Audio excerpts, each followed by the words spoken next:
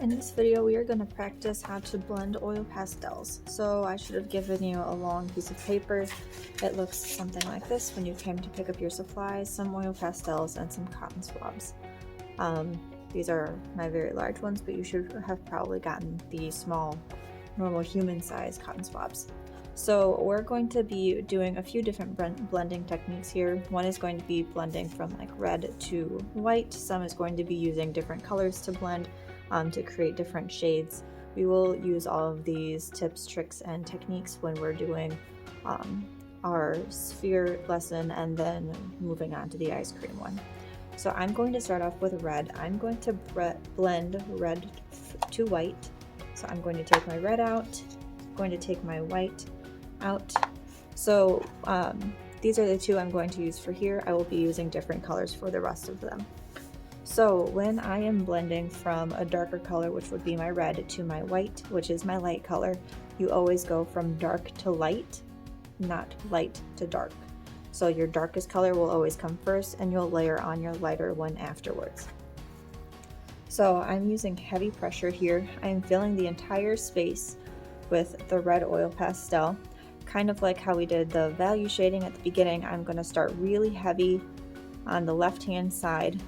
And then as I go, I'm going to ease up and get lighter. You can notice that you're starting to see a little bit more of the paper until I go to the very end where I'm barely touching the page. So that is my first step. That's my first layer of red. Now I'm going to go in the opposite direction with my white.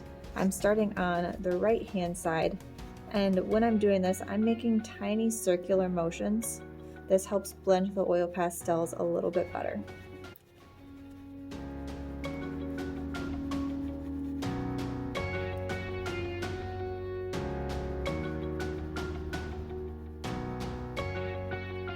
So you can see now that I've kind of gotten a gradient in. I have a dark area, middle tone, and then a really light area, but the middle tone is taking up a decent amount of space right now. So what I'm going to do is I'm going to go back in with my red and I'm going to go over some of that area again. Again, just making tiny circular motions. With oil pastels, you really want to layer the colors on top of one another. This really helps make it easier to blend. It makes it more continuous shade, and it just helps you out overall. So this is to a pretty good point. But now I'm going to go in with my Q-tip and really just blend out the other areas. When you're doing this, you don't want to blend with your fingers because the oils on your fingers mess with the oil pastels and it does not work as well. It doesn't blend as well as you might think. The cotton swab, it is the perfect consistency to blend. You can see I got a lot lighter and a lot easier gradual blend than I had before. So that is how I gradiated from my red to my white, having a gradual shade, used heavy pressure, had my dark first, then added in my light, and I didn't blend with my finger, I blended in with my Q-tip. I'm going to be putting them back so I don't lose them. And now I'm going to do orange. So for orange, I'm going to find this is more going to be like orange to yellow, this one. I'm going to find my darkest orange, my like middle tone orange that looks like the fruit orange, and then I'm actually going to find like a yellow. Another option here would also be the peachy color. So this one I'm going to create a transition from a dark orange to more of a light orange, like a yellow orange, using 3 different colors. This will still create a gradiated appearance, and it will still appear to be dark to light because the darkest orange is darker than the yellow that I'm going to be using. This is one of the methods you can use on your ice cream. So I'm going to start off with my darkest shade because we always start with the darker color. And I'm again going in, heavy pressure, tiny circular motions, and I'm filling up the space. I am going to ease up a lot quicker this time because I have more colors to shade with. So I'm going to end my darkest shade of orange about 1/3 of the way through. Now I'm going to go in with my medium shade orange, and I'm going to go into that overlapped area where I started to ease off with my first color. Again, tiny circular motions. And then I'm going to fade out. I'm going to ease up my pressure as I go into the right hand side of my page. And I do go all the way to the end because my goal with this one is to go from more of a reddish orange to a yellow orange. So now I'm going to take my yellow, start on the right hand side just like I did with my white in the previous one, and I'm going to fill in this space using heavy pressure. With this one, I'm letting the oil pastel blend itself. It looks like it did a good job with the colors. The red gradient, it was more of like a severe change. The red and the white were very contrasting colors. They were far away from one another on a value scale. These ones are pretty close, so I can just go back in, really solidify things, but I think that this creates a close enough gradient that I wouldn't need to blend that out with the Q-tip. So now I'm going to go on to yellow, but before I do that, you can see that I have a little bit of excess oil pastel on my yellow that I used to blend. This will happen. You can get it off with your finger, you can get it off with a piece of paper towel. One thing that you just need to be aware of is that oil pastels are kind of crummy. They leave a residue on the page itself. If you look at mine, I have all of these little bits and pieces floating around now. You kind of want to tap those either in a garbage can away from your paper, because if you have this on your finger or on your hand somewhere and you accidentally smudge it on the page, it will leave a mark. This is more for your final projects. We're just learning about it. We're just being introduced to the new medium. But on your final projects, that is something you really want to be aware of, because that is a craftsmanship issue. You will be docked points if you do have little smears that are not part of your composition, that are not planned out previously. Moving on to yellow. So I'm going to put these guys back where they belong, and I'm going to gradiate from does not say the name. It's more of like a yellow umber to a burnt umber.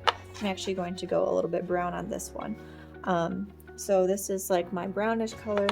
This is like a mustardy yellow, and then I have my very light yellow.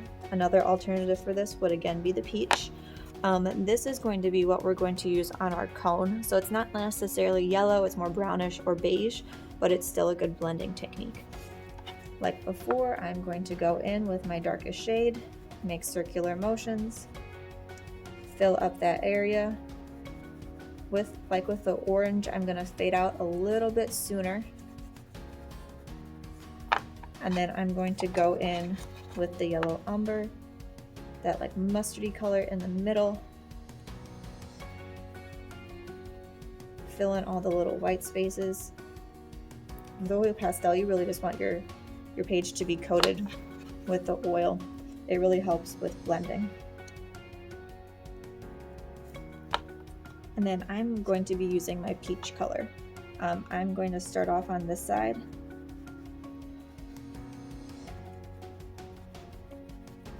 Fade out a little bit. I'm actually going to go back in with my mustard color and fill in the rest of the space.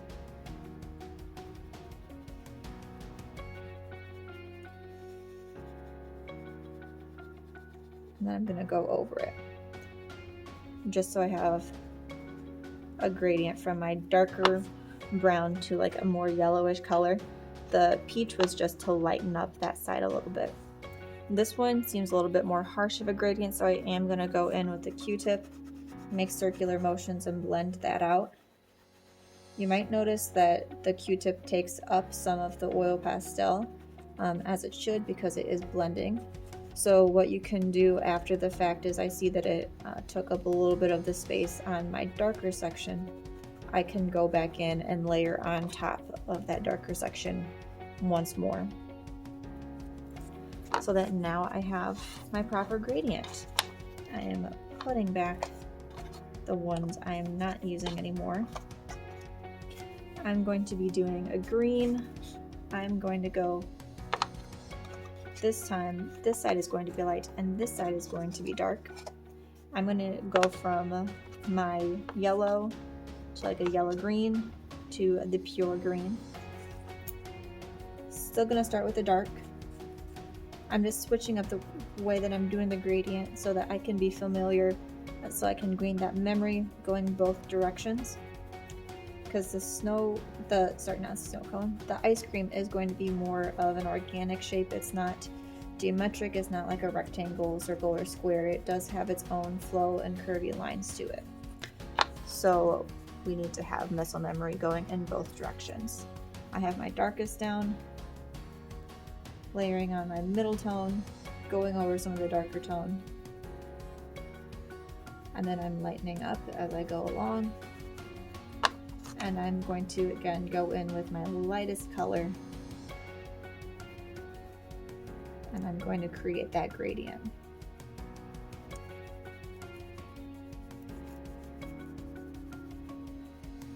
So we're going over this, one, so you can learn the techniques, practice a few different methods, and two, because these will be all the options that you will have the choice of using on your ice cream cone.